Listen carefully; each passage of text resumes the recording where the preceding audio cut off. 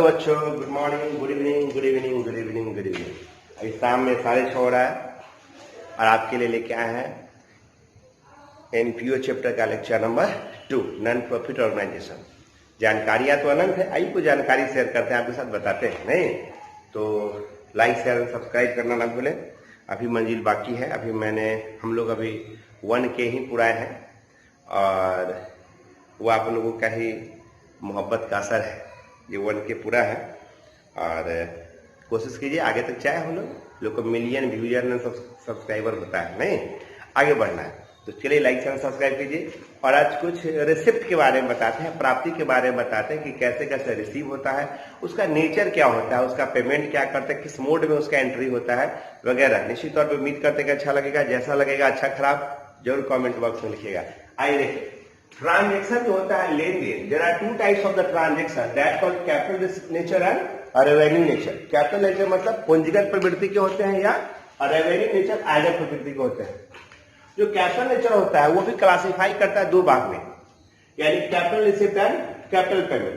Capital receipt का मतलब होता है कि पूंजीगत प्राप्ति, जैसे जो लायबिलिटीज क्रिएट करता है लायबिलिटी साइड में वो, और जो आप पेमेंट करते हो ज्यादा लार्ज मात्रा में, जैसे कोई एसेट्स बाई करते हो, खरीदते हो, उसको हम लोग कैपिटल पेमेंट नेचर में जानते हैं। और what is capital expenditure and revenue expenditure आपको 11th क्लास में मैंने पढ़ा चुका हूं। तो यहाँ पर जब कैपिटल रिसिप्ट करते हैं और कैपिटल पेमेंट करते हैं, तो कैपिटल रिसिप्ट आपको लायबिलिटीज भाग क्रिएट करता है, याद रखिए दायित्व बनाता है, और कैपिटल पेमेंट आपको एसेट्स क्रिएट, यहाँ पर लिखा मैंने एसेट्स क्रिएट करता है। तो यहां से आपको वो बैलेंस शीट का आरएचएस पोर्शन होता है। दूसरा भाग देखिए रेवेन्यू नेचर का होता है दूसरा भाग, जिससे कि आपको रेवेन्यू नेचर में रेवेन्यू रिसिप्ट होता है, रेवेन्यू पेमेंट होता है। दैट मीन्स आयकर प्राप्ति और आयकर भुगतान, जैसे ये इनकम क्रिएट करेगा। रेवेन्यू मतलब जो रिकरिंग क्या कहते हैं, वो बार बार आने की प्रवृत्ति होती है, और स्मॉल अमाउंट होता है, ठीक है, रिपोर्टेड इनकम होता है, वो रेवेन्यू में लाते हैं। तो ये रेवेन्यू इनकम मिलता है, रेवेन्यू पेमेंट होता है। रेवेन्यू पेमेंट मतलब एक्सपेंसेस, जैसा रेंट पेड, सैलरी पेड वगैरह, वो होता है रेवेन्यू पेमेंट में। और रेवेन्यू इनकम में इंटरेस्ट इन्वेस्टमेंट, इनके रेंट रिसिप्ट या एंटरटेनमेंट अलाउंस, एंटरटेनमेंट रिसिप्ट वगैरह जो आता है। सो याद रखना है कि इस दोनों का जो मिक्सअप कंडीशन होता है वो लिखा था इनकम एंड एक्सपेंडिचर अकाउंट में। कहा लिखते हैं? इनकम एंड एक्सपेंडिचर अकाउंट में। और इस दोनों का जो बैलेंसिंग मिक्सर होता है, यानी capital receipt and capital payment, कहां ट्रांसफर करते हैं? बैलेंस शीट में। और याद रखना इसके डाटा और इसके डाटा को लेकर क्या बनता है हमारा? रिसिप्ट एंड पेमेंट अकाउंट बनता है। क्या बनता है? Receipt and payment account. यहाँ पे जगह कम था इसलिए मैंने RECIPT लिख दी, गलती है। पूरा इसका शुद्ध लिखने के लिए थोड़ा जगह चाहिए। RECEIPT रिसिप्ट, है ना, रिसिप्ट एंड पेमेंट अकाउंट। तो यहाँ पर ध्यान दीजिए कि capital nature and capital revenue nature, इसमें से एक चीज उठाओ। कैपिटल नेचर का दायित्व माने लायबिलिटी जो यहाँ पे है इस भाग में, और रेवेन्यू नेचर का इनकम जो कि यहाँ पे है, इस दोनों को मिला के होता है रिसिप्ट के 2 में लिखाता है, यानी कहा लिखना है तो 2 में लिखना है। फिर देखो कैपिटल नेचर का एसेट्स यानी ये वाला, और रेवेन्यू नेचर का एक्सपेंस यानी कि ये वाला, ये दोनों मिला कहा लिखते हैं? पेमेंट साइड में लिखते हैं, यानी आपके बाई साइड में होगा। चलिए इसको मैं आपको लिख देते हैं, कहां पे जाता है ये? बाई साइड में। अब हम स्लाइड करके इसको जरा बोर्ड में दिखाते हैं ताकि आप इसको लिख सके और समझ सके। आप अपने बाएं साइड में देखिएगा, इस ट्रांजेक्शन को बाएं भाग में देखिए क्या लिखे हैं? कैपिटल नेचर यानी capital receipt and capital payment, liabilities है और एसेट्स है। तो यही कैपिटल ये वाला, और यहाँ पे देखिए रेवेन्यू रिसिप्ट है ना, और रेवेन्यू पेमेंट है। तो रेवेन्यू रिसिप्ट वो दोनों का मिक्सअप जो होता है वो हम लोग नीचे में जगह बनाते हैं, उसको हम लोग नीचे में लिखते हैं। जैसे कि ये पहला वाला है ना, कैपिटल नेचर प्लस कैपिटल, तो वो वाला, यानी इसका जोड़ और इसका जोड़। फिर लास्ट में क्या लिखे हम लोग? पेमेंट में क्या लिखते? कैपिटल नेचर का एसेट्स और revenue nature income. Capital nature का कौन? ये वाला एसेट्स, और इधर वाला ये। तो चलिए आप लोग डाटा बहुत अच्छा सुंदर डाटा मैंने तैयार किया है, तो इसको क्या करिए आप लोग नोट कर लीजिए। नोट किए रहिएगा तो आपको रहेगा इस काम में काम देगा, बहुत काम का नोट है ये, ठीक है? नोट कर लीजिए फटाफट।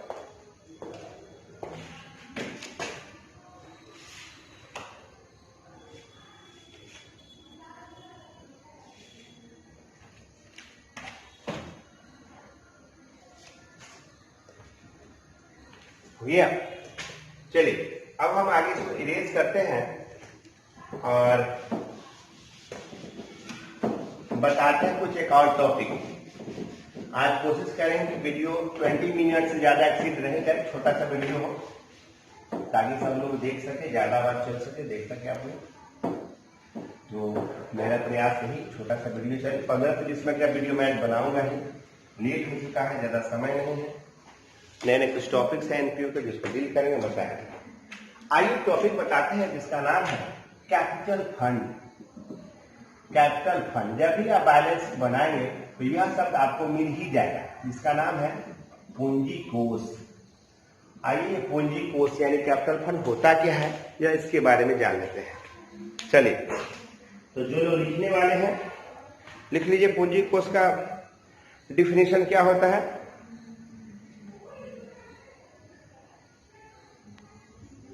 कहता है क्वेश्चन में कि संस्था की प्रारंभिक पूंजी कोष ज्ञात करने के लिए जो ओपनिंग कैपिटल या ओपनिंग बैलेंस होता है उसकी हम लोग मदद लेते हैं और उसी से हम लोग क्या बनाते हैं, कैपिटल फंड निकालते हैं।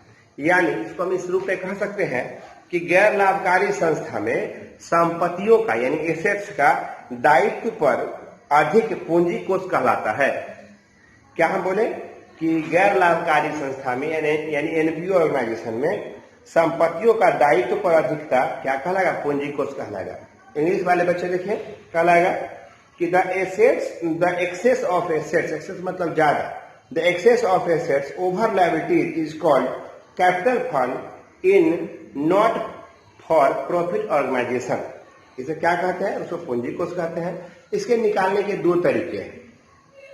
कैपिटल फंड के कितने तरीके हैं, दो तरह के हैं। ये हमेशा ओपनिंग बैलेंस से ही निकालते हैं। तो जरा इसको एक तो हम पहले एक फॉर्मेट आपको बताते हैं, उसके बाद देखते हैं। देखिएगा कि जब आप बैलेंस शीट बनाते थे पहले, तो आपका ऐसा फॉर्मेट होता है बैलेंस शीट का, ये एलएचएस होता है और ये आरएचएस होता है। इधर में हम लोग लिखते थे फिक्स एसेट्स। फिक्स एसेट्स यानी क्या लिखते हैं, अस्थायी संपत्तियां। इस अस्थायी संपत्ति में इंक्लूड करते हैं इंटांजिबल एसेट्स को भी, नहीं यानी प्लस इंटांजिबल एसेट्स, इंटांजिबल एसेट्स। और फिर लिखते हैं करंट एसेट्स, तो मेरा हो जाता है टोटल, याद है, स्टॉक, डेटर, इटीसी। तो ये सबको जब ऐड करते हैं मेरा क्या आता है, टोटल और बैलेंस शीट आ जाता है, टोटल एसेट्स आ जाता है। इधर हम लोग बाएं भाग में आते हैं, यानी अपनी इनकम की एलएचएस साइड में आते हैं, लायबिलिटी साइड में आते हैं। इधर होता था कैपिटल, होता था शेयर कैपिटल, फिर होता है रिजर्व एंड सरप्लस, फिर होता है long term liability and CL. यही होता है किसको, और इस सारे के जोड़ में से यानी total assets minus long term liabilities घटा देगा तो कैपिटल फंड आ जाएगा। क्या आ जाएगा मेरा, कैपिटल फंड। समझने की चीज है।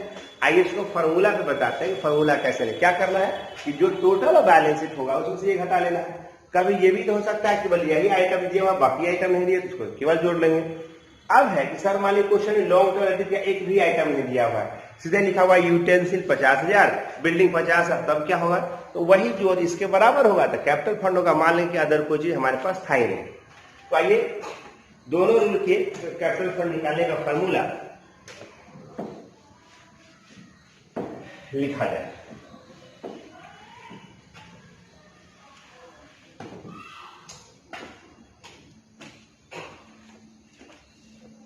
पहला रूल लिखिएगा आप लोग, opening capital fund equal to opening capital fund equal to total assets of beginning of the year, beginning of the year minus total liabilities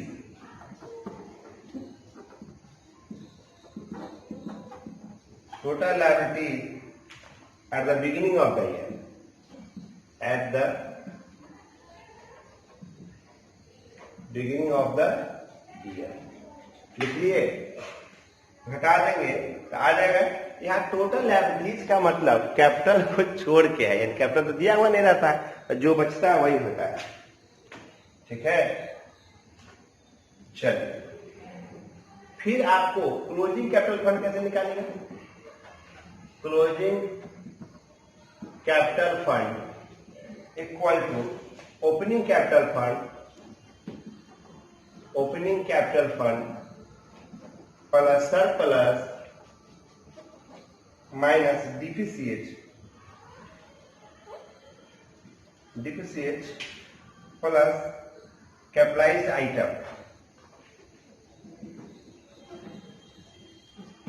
item. अगर हो तो लिखेंगे, नहीं होगा तो नहीं लिखेंगे। चलिए, जो ये बात हम लिखे हैं उसको हम चाहते हैं कि एक स्टेटमेंट पर दे दे। आप लोग उतार लीजिए इस फॉर्मूला को। स्टेटमेंट में लायबिलिटीज क्या क्या इसमें ऐड होगा। नहीं, ओपनिंग कैपिटल फंड लिख दिया, total asset for beginning of the year जोड़ लीजिएगा। और लायबिलिटीज में क्या क्या ऐड कीजिएगा। हो सकता है कि लायबिलिटीज का ही आइटम दिया, एसेट्स का आइटम नहीं दिया, उसके लिए क्या या करके फॉर्मूला लिखे फिर से।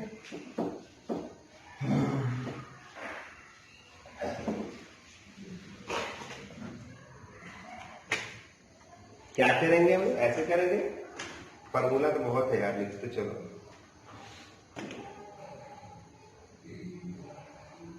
जैसे opening balance of capital fund. अच्छा चलो तो छोड़ो, एक क्वेश्चन लिखते हैं जिससे कि आपको कैपिटल फंड निकालना है। कैपिटल फंड दिया हुआ है और कैपिटल फंड कैसे निकालेंगे, फाइंड आउट कैपिटल फंड देखना है। जैसे क्वेश्चन मैं लिख रहा हूं, इधर देखिएगा। क्वेश्चन है आपके सामने में, बिल्डिंग 1,50,000 बिल्डिंग। चलिए मैंने क्वेश्चन लिखा, जरा गौर से देखिए वहां पे क्या क्या क्वेश्चन है। बिल्डिंग 1.5 लाख रुपए, मोटर कार 1 लाख सीधे 50,000 रुपए, फर्नीचर 25,000 रुपए, कैश इन हैंड 15,000 रुपए, subscription outstanding in current year है 25,000 रुपए, बैंक ओवरड्राफ्ट 30,000 रुपए और आउटस्टैंडिंग सैलरी है 5,000 रुपए। मिल गया। और नीचे मैंने लिखा है कि फाइंड आउट कैपिटल फंड। देखो बच्चों, फिर देखो, बिल्डिंग, मोटर कार, फर्नीचर है, FUR TRANUR घर नहीं है, 25,000 रुपए है। और कहता है कि आपको कैपिटल फंड निकालना है। मैं चाह रहा था कि आप लोग देख लीजिए कैपिटल फंड निकलता कैसे है। तो आइए हम कैपिटल फंड निकालते हैं बोर्ड पे, और देखिए बढ़िया से। कोशिश करेंगे कि आपको आज समझा ही दे, आ जाए आपको कैपिटल फंड निकालने में कोई दिक्कत नहीं हो। और रात का समय है, बोर्ड पे थोड़ा सा कम दिख रहा होगा, हम समझ सकते हैं, प्रॉब्लम है। चलिए फिर भी कहीं समझा पाए हैं बच्चों को। तो पहले क्या करेंगे, यहाँ पर लिखेंगे बैलेंस शीट। तो हमारे को यहाँ पर डेट जो होगा एच ऑन ओपनिंग हुआ 1/4 डैश डैश, नहीं जो होगा वो लिख देंगे। और यहाँ पे ऐसा हम बना देंगे। आप लोगों को पता है ऐसा बनाना। इधर क्या होता है, कैपिटल एंड लायबिलिटी होता है। कैपिटल लायबिलिटी यहाँ होता है अमाउंट, एसेट्स एंड प्रॉपर्टी, यहाँ होता है अमाउंट RHS, और यहाँ पे बैलेंस शीट के आइटम में आप लोग बढ़िया से जानते हैं कि बिल्डिंग कहाँ लिखाता है, फर्नीचर कहाँ लिखाता है, मोटर कार कहाँ लिखाता है। तो जो जहां लिखाता है उसको वहां पे लिख दीजिए, और जो डिफरेंस होगा वो आ जाएगा। जैसे बिल्डिंग 1,50,000 लिखा है, बिल्डिंग 1,50,000 रुपये। मोटर कार यहाँ लिखाता है, मोटर कार कितने हैं, 50,000 रुपये। फिर क्या आपको फर्नीचर कितना है, 25,000 रुपये। फिर क्या आपको कैश इन हैंड यही लिखाता है 15,000 रुपये। सब्सक्रिप्शन आउटेज यहां लिखाता है, आउटेज सब्सक्रिप्शन कितना है, 25,000 रुपये। फिर क्या आपको बैंक ओवरड्राफ्ट और आउटस्टैंडिंग सैलरी इधर लिखो। आउटस्टैंडिंग सैलरी कितना है, 30,000। और बैंक ओवरड्राफ्ट कितना है ये, आउटस्टैंडिंग सैलरी है 5,000 रुपये, 5,000 लिखिए यहाँ पे। और बैंक ओवरड्राफ्ट मेरा है 30,000 रुपये। अब जो डिफरेंस है उसको कैपिटल फंड मान लो। कैपिटल फंड ये कौन सा होगा, डिफरेंस होगा। डिफरेंस, बैलेंस सीधी होता ही नहीं। तो देखना पहले दोनों साइड में किस साइड का जोड़ ज्यादा है। देखिए तो पता चला कि साइड का जोड़ ज्यादा है। इधर का जोड़ 2,65,000, 2,65,000, इसमें से घटाइए कितना है 2,30,000 रुपये। यहाँ जब अपनी बैलेंस शीट बनेगा वहां पे क्या करेंगे, इसी में हम सरप्लस के अमाउंट जोड़ेंगे और डिफिशियंसी आएगा तो उसको माइनस करेंगे। उम्मीद है समझ गया होइएगा। अगर इसी क्वेश्चन में दो बात ध्यान रखना है, कहे हैं कि अगर बिगिनिंग में एडवांस रहता तो उसको इधर लिखते हैं, सब्सक्रिप्शन का एडवांस इधर लिखते हैं, ठीक ना। क्रेडिटर होता तो इधर लिखते, कैपिटल फंड है यहाँ पे लिख दिए नहीं। अगर और भी कोई आइटम होता तो लिखते। तो हम जो पहले रूल लिखे थे 2-4 आइटम जोड़ जोड़ के, ये जोड़ी नहीं कि उतना ही आइटम हो, उससे ज्यादा भी टोटल आइटम्स उसमें लिखे जाते हैं। तो चलिए ये आपका एक तो आज कैपिटल फंड निकालना, हमको उम्मीद है कि आप समझ के हो जाएगा। और लिखता हूं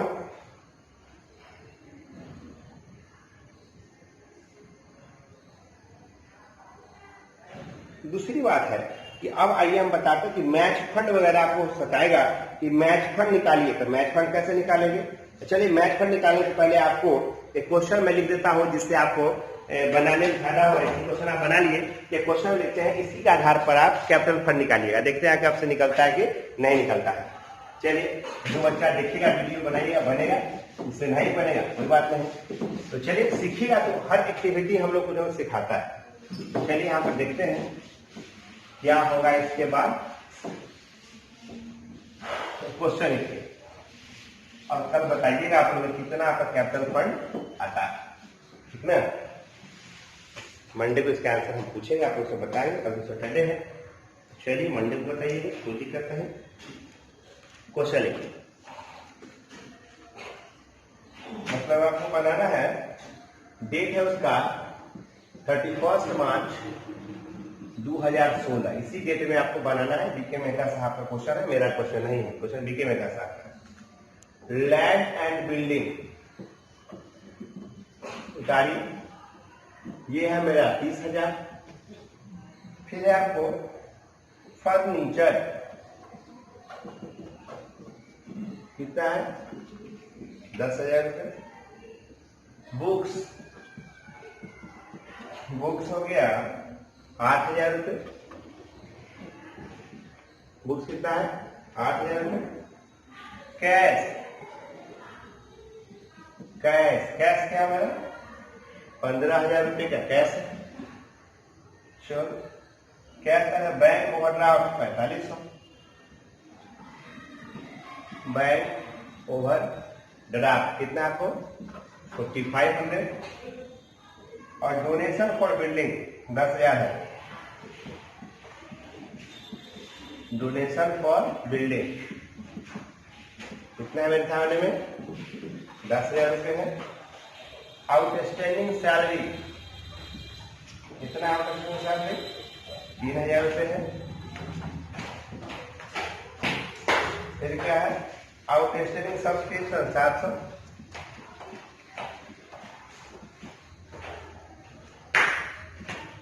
सब्सक्रिप्शन 700 है। और एडवांस सब्सक्रिप्शन 2400 है।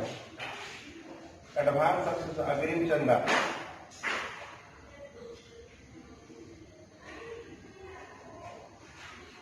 कम है। एडवांस सब्सक्रिप्शन 1,500 रुपये है। कितना है 1,500 रुपये।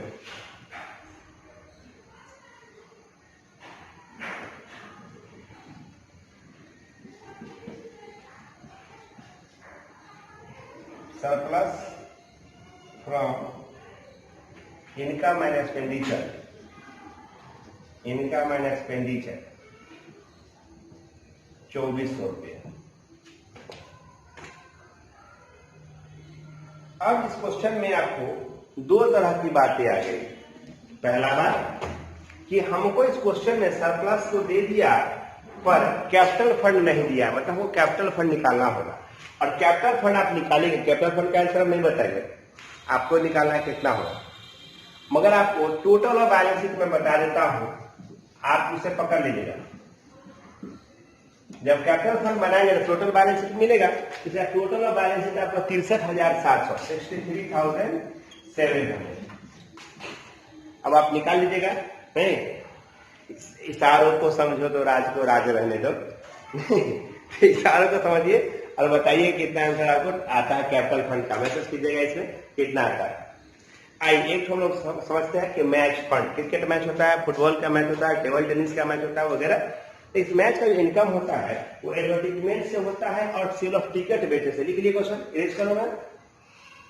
चलो इरेज करता हूँ। बहुत थक जाता हूँ यार। 14 दुनिया 28 लगता है 20 मिनट हो गया। अब मुझको हटना होगा क्योंकि मैंने वादा किया था 20-22 मिनट से ज्यादा नहीं बनाऊंगा। लगता है कि बजने वाला 14 मिनट पर शुरू किया था, 25 मिनट हो गया होगा। चलो हटाता हूँ। देखिए कैलकुलेशन ऑफ मैच फंड, नहीं calculation of match fund, calculation of match fund, match fund. Match fund का कैलकुलेशन लोग कैसे करेंगे? तो मैच फंड या किसी भी फंड का जो रेज होता है, पैसा जो आता है वो कहां से आता है? टिकट बेचने के बाद आता है। अभी आप लोग टिकट बेचे हैं? नहीं बेचे हैं? नहीं, अच्छा कि नहीं बेचे हैं, टिकट बेचना अच्छी बात नहीं है। तो calculation of match fund, match का कैलकुलेट करेंगे उसके बाद है। जैसे पहले कैसे कीजिएगा? ओपनिंग बैलेंस, ओपनिंग बैलेंस जो प्रारंभिक पूंजी का बैलेंस होगा वो अपन लोग यहाँ पे लिख रहे हैं। ऐड कीजिए जहां जहां से पैसा आ सकता है। तब कोई फंड जो क्रिएट होता है, मैच फंड, कुछ पैसा कहां से आता है? टिकट बेचने से आएगा, उसके एडवर्टीजमेंट पर आएगा, कोई आयोजक देगा, कोई आपको मैच कराने वाला आदमी, पॉपुलर आदमी देगा, डोनेशन देगा वगैरह, मतलब उसी से संबंधित होना चाहिए। एक क्वेश्चन में मान लीजिए क्रिकेट मैच फंड है और फुटबॉल मैच फंड है, तो जो क्रिकेट फंड में पैसा है वो क्रिकेट में जोड़िएगा, जो फुटबॉल में आएगा फुटबॉल में जोड़िएगा। एक जगह दोनों नहीं जुटेगा। चलिए यहाँ पर ऐड कीजिए, ऐड लिखिए, add sale of match ticket, match ticket, ticket उसको जोड़ देंगे। फिर ऐड करेंगे यहाँ पे donation, donation for match fund, donation for match fund, match fund का डोनेशन ऐड करेंगे। ऐड करना आगे interest on match fund investment, investment पर यदि कोई इनकम हो उसको चारों क्या करेंगे यहाँ पे जोड़ करके लिख लेंगे। आज मैंने क्लास में बताया कि अगर माइनस में होगा तो इनकम एक्सपेंडिचर में, प्लस में होगा तो लायबिलिटी साइड में, और ये प्लस मोड में बता रहा है। अगर जहां जहां से पैसा आएगा सब क्या करेंगे? जोड़ लेंगे। अब चलो मैच में खर्चा कहाँ होगा? मैच का होगा तो खर्चा भी अवार्ड दोगे ना लोगों को, अनवर सबको बोला होगा तो खिलाना होगा ना, सब खर्चा। तो लेस करो मैच एक्सपेंसेस, एक्सपेंसेस जो हमारे गेस्ट होते हैं, जो हमारे यहाँ आते हैं, उनको हम लोग शॉल उठाते हैं, उनको माला हाथ देते हैं, मुस्कुराते हैं, सिंघारा देते हैं, मिठाई देते हैं, नहीं खाने के लिए, तो खर्चा होगा छोटा मोटा। तो ये खर्चे लिखना होगा मैच एक्सपेंसेस। उसका होगा जैसे ये खर्चा है मैच एक्सपेंसेस, और खर्चा होगा अवार्ड दोगे, अवार्ड है ना, इटीसी, ये सबको यहाँ घटा दें, जो घटा के यहाँ पे लिख घटा देंगे। और जो बैलेंस घट के आएगा तो याद रखो सो इन लायबिलिटी साइड, कहां खर्च करोगे? लायबिलिटी साइड में लिखोगे। और ये याद रखना है कि सो इन लायबिलिटी साइड में कौन खर्चा? जो प्लस साइन में होगा, यानी इसका जोड़ मान लो टोटल आया मेरा 1 लाख रुपए, खर्चा हो गया मेरा 88,000 रुपए, तो 12,000 रुपए प्लस साइड में आया ना, तो ये मेरा एलएचएस साइड में होगा। मगर वही खर्चा अगर निगेटिव मोड में आ जाए तो इनकम एक्सपेंडिचर के एक्सपेंसेस साइड में होता है। मान लीजिए कि खर्चा आमदनी हुआ 1 लाख, खर्चा कर लिए 1.5 लाख, 50 रुपए कहां से लाओगे? नहीं कमाते हैं, खर्च रुपया तो नहीं हो सकता है ना, तो वहां के नियम बदल जाते हैं। चलिए आज की क्लास कैसा लगा जरूर मैसेज कीजिएगा। मैं चाहता हूँ ज्यादा लॉन्ग वीडियो नहीं बने, इसे इतना पर एंड करते हैं। नेक्स्ट टॉपिक लेके नेक्स्ट वीडियो जरूर आएंगे। लाइक, चैनल सब्सक्राइब करना ना भूलें। Thank you.